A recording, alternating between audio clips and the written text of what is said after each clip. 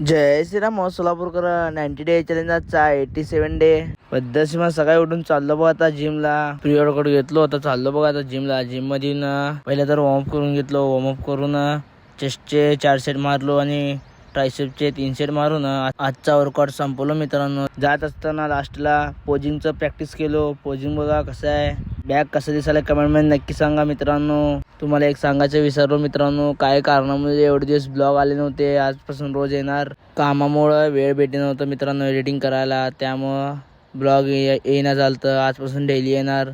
पद्धतशी मग घरी येऊन आता आंघोळ केलो. आंघोळ करून जेवण करून चाललो बघा आता कामाला. पद्धतशी मग बसलो बघा रिक्षात बसून चाललो आता.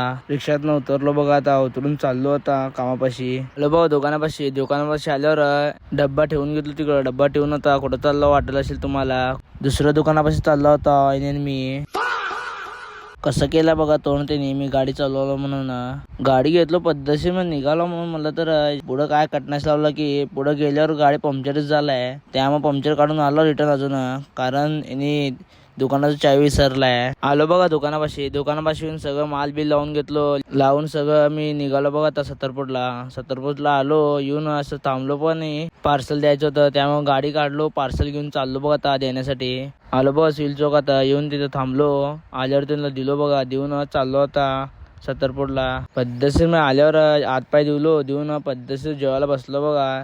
आजचा ब्लॉग एवढाच. ब्लॉग आवडला लाईक फॉलो शेअर कमेंट नक्की करा. धन्यवाद.